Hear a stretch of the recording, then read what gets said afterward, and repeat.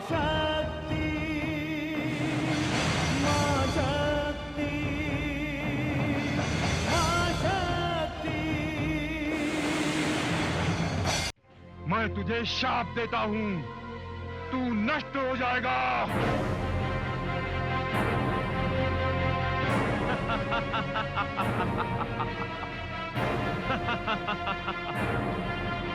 देवताओं ने हमें नाश के अतिरिक्त और दिया भी क्या है? अब तो तुम्हारी वास्तविकता भी स्पष्ट हो गई है। चला जा यहां से।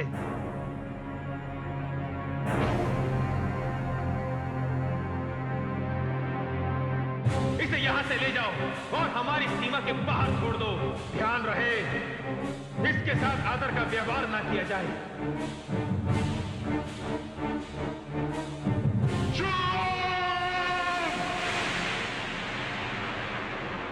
नष्ट हो जाएंगे ये सब के सब, सब नष्ट हो जाएंगे। समझ में नहीं आता ये कार्य किसका है, छल के साथ किसने छल किया है, कांटे से कांटा निकालने की चेष्टा किसने की है। ये दोनों मरेंगे, दोनों मरेंगे, शुंभ निशुंभ और उनके साथ सारे के सारे दानव काल के काल में समा जाएंगे। ये मेरा श्राप है।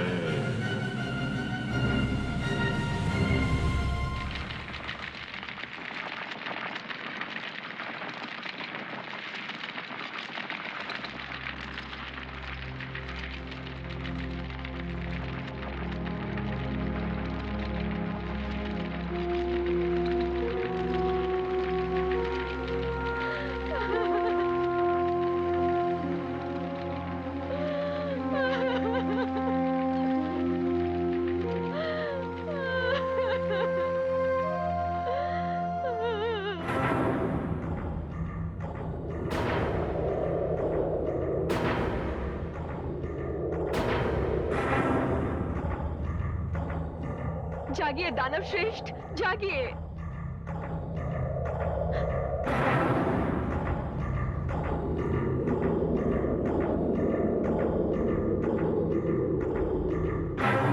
यदि मुझे भ्रम नहीं हो रहा है देवी, तो तुम दानववीर धूम्रलोचन की पत्नी हो? हाँ दानव श्रेष्ठ। तुम दोनों तो मुझसे आशीर्वाद लेकर गए थे। आपने हमें आशीर्वाद तो दिया था, किंतु एक स्त्री ने हमसे वो आशीर्वाद छीन लिया। ये तुम क्या कह रही हो देवी? इस समय तुम यहाँ अकेले आई हो? धूम्रलोचन, हे दानव श्रेष्ठ, आपको कदाचित इस बात की सूचना नहीं मिली कि मेरे पति, मेरे स्वामी धूम्रलोचन का वध हो गया है। ये क्या कह रही हो देवी? ये कैसा अशुभ समाचार है? किंतु ये सत्य है दानव श्रेष्ठ, और ये सब कुछ दानव सम्राट शुंभ की एक इच्छा के कारण हुआ है। क्या? ये नहीं होगा, कदापि नहीं होगा। यदि इसे ना रोका गया तो ये कर्म ना जाने और कितने दानव वीरों को काल का ग्रास बना देगा। और ये सब देवताओं का छल है। इस बार मैं देवताओं को दानवों पर विजय प्राप्त नहीं करने दूंगा। किंतु ये कैसे संभव होगा दानव श्रेष्ठ? दानव सम्राट शुंभ तो स्त्री के लिए हट पर उतर आए हैं। हे देवी, मैंने उन्हें परामर्श भिजवा दिया था कि वो जाकर दैत्य गुरु शुक्राचार्य को मना कर ले आए। यदि वो वहां होते तो। वे थे वहां पर, किंतु उनके वहां होने का कोई लाभ नहीं हुआ। तुम कहना क्या चाहती हो देवी? दानव सम्राट शुंभ ने मेरे समक्ष दैत्य गुरु को वहां से अपमानित करके निकाल दिया। तब तो स्वयं मुझे वहां जाना होगा। देवी, मैं तुम्हारा आभारी हूं कि तुमने मुझे यह सूचना दी। मैं तुम्हें तुम्हारा पति तो नहीं लौटा सकता, लेकिन तुम्हारे पति के हत्यारे को ऐसा दंड दूंगा कि सारी धरती कांप उठेगी। मैं चलता हूं।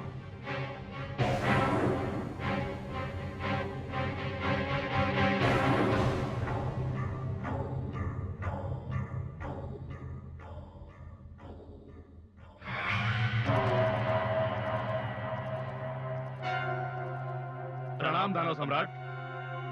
हे दानव वीरों, मैं महामंत्री धूम्रलोचन के प्राण तो वापस नहीं ला सकता, किंतु मैंने उनकी चिता पर हाथ रखकर सौगंध खाई है। ये धूम्रलोचन की इच्छा थी कि वो सुंदर स्त्री इस दानवलोक की महारानी बने, और मैं उनकी इच्छा पूर्ति करने जा रहा हूं। नहीं दानव सम्राट, ये नहीं हो सकता। हमारे होते हुए, इतनी विशाल सेना के होते हुए आप एक स्त्री से युद्ध करें, यह हमारे लिए आत्महत्या करने के समान है। हे दानवीर चंड, मैं आपकी इस भावना का सम्मान करता हूं, किंतु अब यह भी तो देखिए कि यदि हमारे विरुद्ध कोई शासक होता, उसकी कोई सेना होती, तो मैं आपके इस भय का कारण समझ सकता था, किंतु वो तो एक अकेली स्त्री है, एक अबला है। नहीं दानव सम्राट, निश्चय वो स्त्री एक मायावी है, और संभवतः उसने अपनी माया की शक्ति से अपनी सेना को सबके दृश्य से ओझल कर रखा हो, क्योंकि दानववीर धूम्रलोचन का वध केवल एक स्त्री के वश की बात नहीं। हे दानव वीरों, क्या तुम्हें ऐसा नहीं लगता कि तुम्हारा सम्राट हर प्रकार से सक्षम है?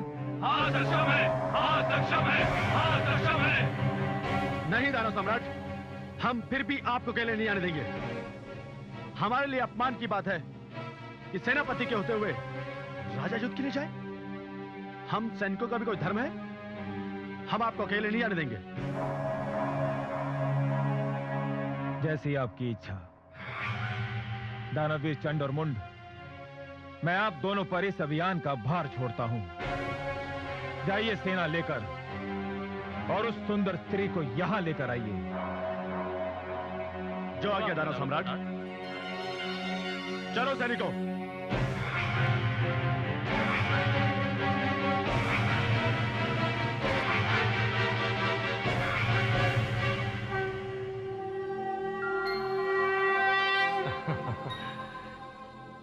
प्रणाम।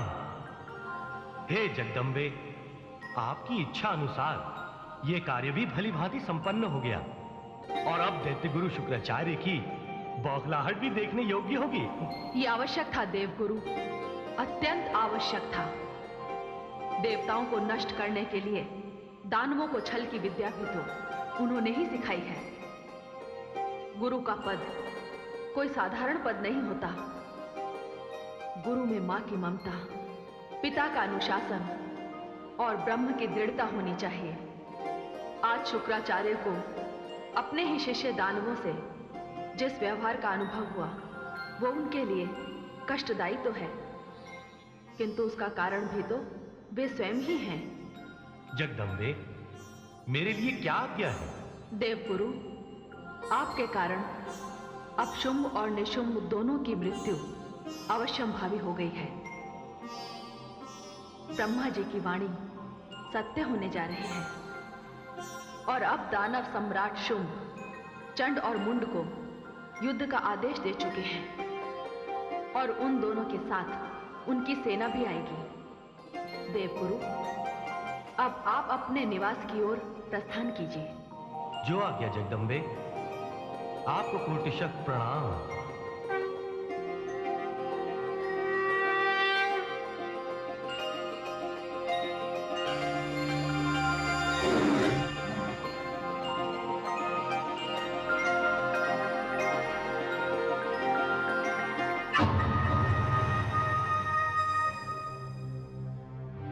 दानव श्रेष्ठ, प्रणाम दानव श्रेष्ठ।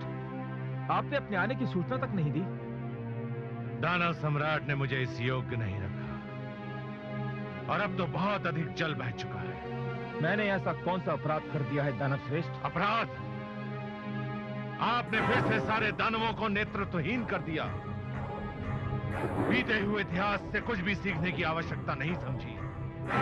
और तो और आपने कुलगुरु शुक्राचार्य का जिस प्रकार अपमान किया है, ये तो मैंने कभी स्वप्न में भी नहीं सोचा था। कुलगुरु का अपमान? दानव श्रेष्ठ, मैंने जिनका अपमान किया है वे देवताओं के गुरु बृहस्पति थे। मैंने तो कुलगुरु का सम्मान किया है। उस स्त्री के पास विवाह का संदेश देकर भेजा है, और उस इच्छा के लिए मैंने प्रतिज्ञा कर ली है कि मैं विवाह तो उसी स्त्री से करूंगा। और आप दानव सम्राट ये भूल गए कि आपको ब्रह्मा ने क्या वर दिया था? ब्रह्मा ने मुझे इच्छा मृत्यु का वर दिया था और उन्होंने कहा था कि मेरी कोई भी ऐसी इच्छा जिसकी संसार में पूर्ति संभव ना हो, उसके कारण मेरी मृत्यु होगी। और दानव सम्राट ने क्या किया? एक ऐसी इच्छा कर आपने अपनी मृत्यु की संधि पर हस्ताक्षर कर दिए। किंतु वो तो एक स्त्री है दानव श्रेष्ठ। स्त्री अबला होती है और एक अबला दानव सम्राट शुंभ पर विजय कैसे प्राप्त कर सकती है? अबला अबला अबला, ये आपको क्या हो गया है दानव सम्राट? आप ये क्यों भूल गए हैं कि दानव कुल शिरोमणि महिषासुर का वध भी किसी स्त्री ने किया था? और मुझे भय है इतिहास अपनी पुनरावृत्ति करने जा रहा है। किंतु अब तो मैंने इच्छा भी कर ली है और प्रतिज्ञा भी। अब तो स्त्री को पराजित करना ही होगा। नहीं दानव सम्राट, आप यहां शांत बैठेंगे, मैं जाऊंगा। अब एक भीषण रक्तपात होगा, एक ऐसा संग्राम जिसकी किसी ने कल्पना भी नहीं की। आपकी शंका निराधार है दानव श्रेष्ठ। मैंने दानवीर चंड और मुंड को सेना के साथ भेजा है। मुझे पूर्ण विश्वास है कि वो उस स्त्री सहित लौटकर हमें अपनी विजय की सूचना देंगे। मैं कामना करता हूं कि आपका विश्वास सत्य सिद्ध हो। चंड और मुंड उस स्त्री पर विजय प्राप्त कर ले, उसे यहां ले आए। किंतु मेरा विश्वास अब भी अटल है दानव श्रेष्ठ। फिर भी मैं दानव वीर चंड और मुंड की प्रतीक्षा करूंगा।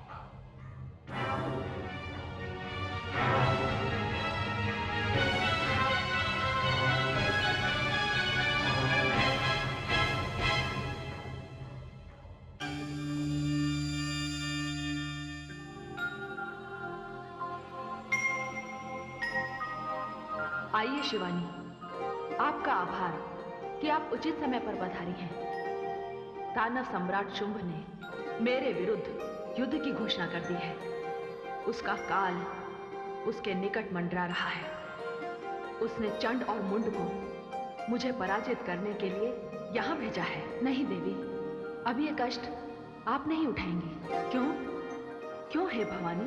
क्योंकि ये वध करेंगी कालिका। कालिका के रूप में आपको कष्ट करने की क्या आवश्यकता है? हे देवी, आवश्यकता है। यदि चंड और मुंड का वध कालिका ने किया तो शुंभ और निशुंभ दोनों आपसे युद्ध करने आएंगे। अन्यथा परिणाम इसके विपरीत भी जा सकता है और उनका जीवित रहना इस ब्रह्मांड के लिए महाविनाश का कारण बन सकता है।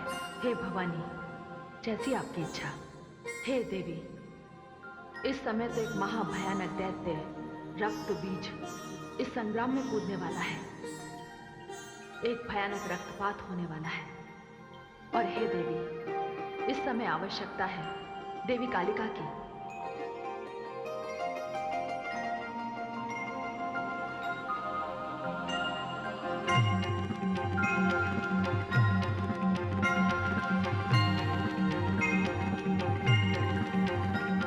जय कालिका, मैं आपका आह्वान करती हूँ। इस कार्य में आपका सहयोग अत्यंत आवश्यक है।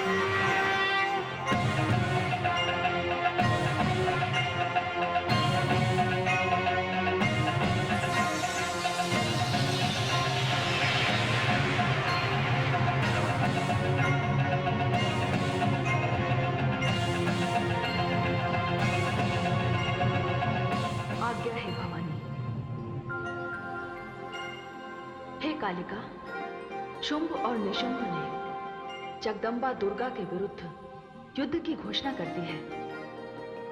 चंड और मुंड अपनी सेना के साथ चल पड़े हैं और इस संग्राम में दानव श्रेष्ठ रक्तबीज के आने की संभावना है।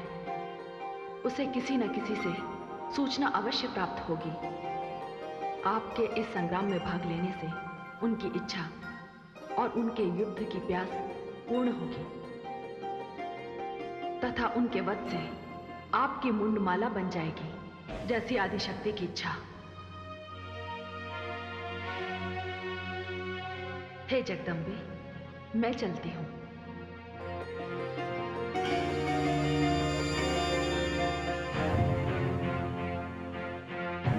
हे भवानी रूपा दुर्गे, आप यहीं विश्राम कीजिए। मैं मार्ग ही में चंड और मुंड को रोक दूंगी, क्योंकि वे दानव सेना के साथ नरसंहार करते चले आ रहे हैं।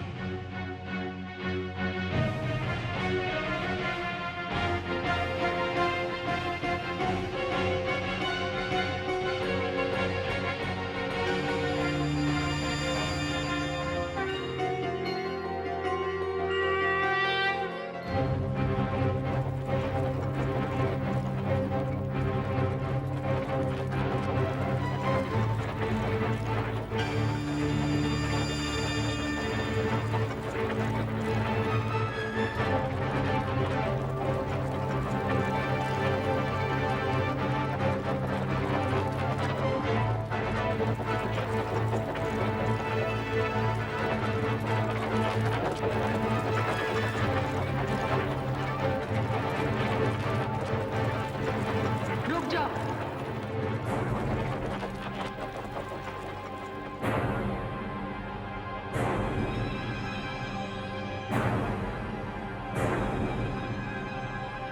तो तुम ही हो वो स्त्री जिसने हमारे महामंत्री धूम्रलोचन को जलाकर मार डाला? नहीं, ईश्वर को धन्यवाद दो कि मैं नहीं थी। मैं तो तुम्हें यह कहने के लिए आई हूं कि महादेवी दुर्गा को शुंभ और निशुंभ के दो मस्तक दे दो और अपने प्राण बचाकर पाताल लोक भाग जाओ। मुंड, सुना तूने ये स्त्री क्या कह रही है? देख क्या रहे हो? इसे अपने रास्ते से हटा दो। मैं चलकर उस स्त्री को रोकता हूं जिसे लाने की आज्ञा मुझे प्राप्त हुई है। मुझे रास्ते से हटाकर आगे बढ़ जाओगे? चलो सैनिकों, आगे बढ़ो।